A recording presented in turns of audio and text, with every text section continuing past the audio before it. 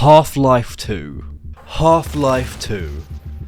One of the most groundbreaking and innovative games of its time, I recently decided to replay the series. A game which constantly iterates upon its own design, introducing and developing mechanics at every step. This video is about the 3 ways that I used Half-Life 2 to improve my campaigns. Hi, my name is JJ. When replaying Half-Life 2, I decided to take some notes to see why it is remembered as one of the best games of all time. But then I realised something. The game design mastery that it implements applies incredibly well to TTRPGs. After some lengthy writing, I was able to narrow it down to 3 methods and lessons that I used to improve my campaigns and sessions.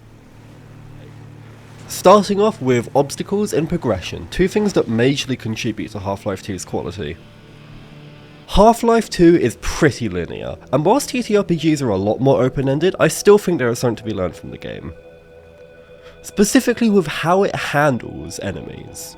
As a case study for this section, I'm going to use Water Hazard. Arguably the worst chapter in the game, it still does an excellent job at a lot of things. After the tight hallways of Root Canal, entering the open water feels very liberating. After the previous intensity, it feels almost peaceful.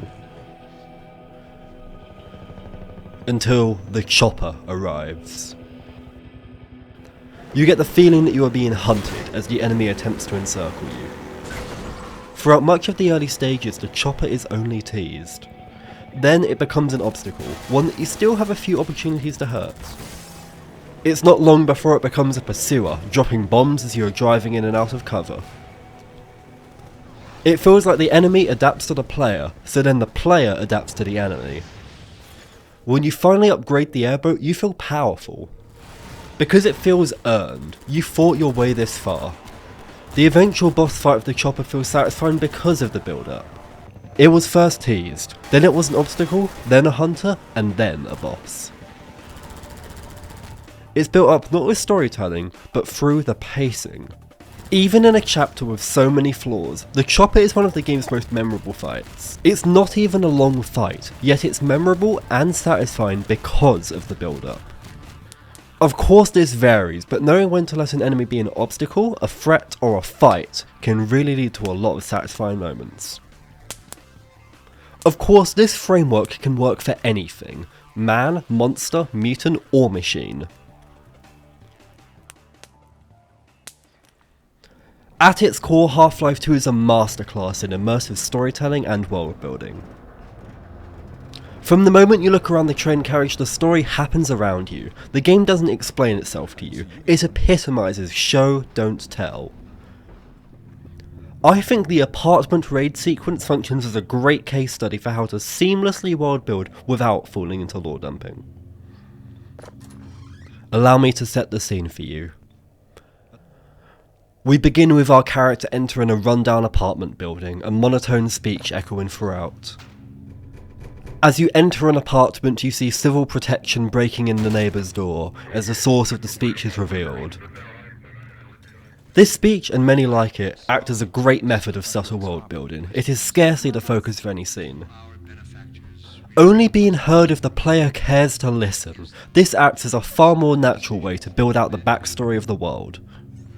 The misery of the civilians is not said to you, but rather shown in the environment and background dialogue.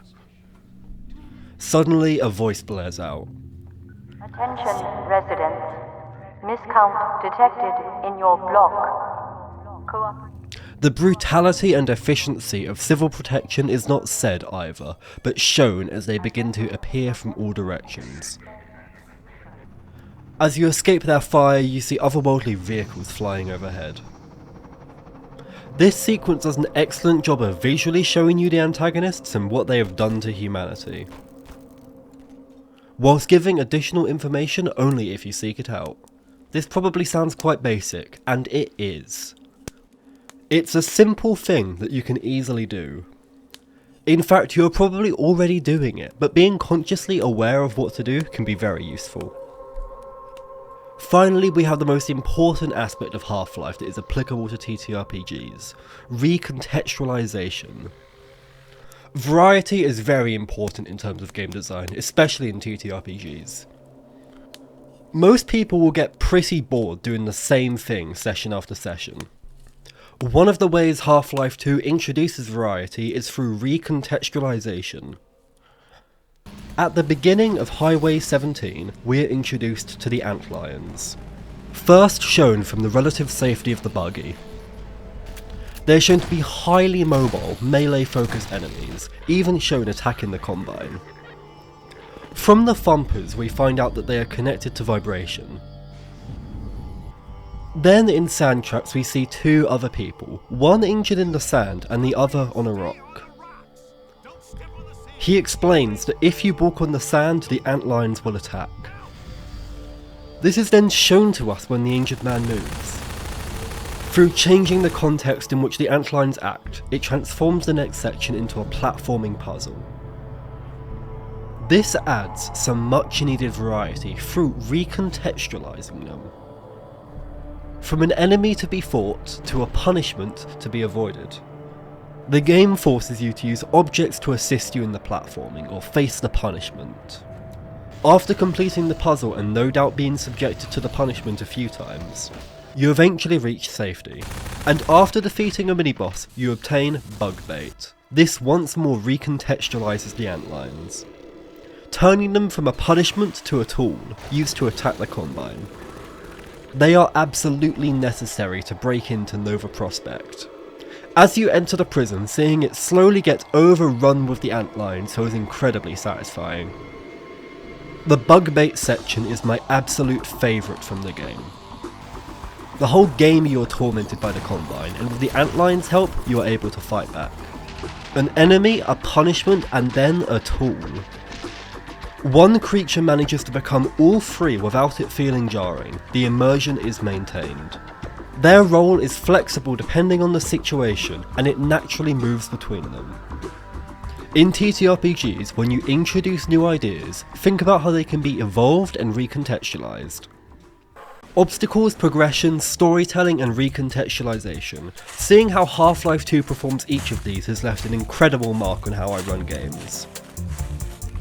I imagine you are already thinking of ways to implement these three methods. As I end this video, please try to keep in mind these methods, and always look for ways to improve your games. If you can think of some other ways Half-Life 2 can improve your campaigns, let me know in the comments. Hey everyone, thanks for watching. I wanted to try out a slightly different style of video for this one. I really hope you enjoyed it. I've got a lot more in the works and plenty of ideas in the backlogs. Feel free to stick around, or leave any feedback in the comments. Bye!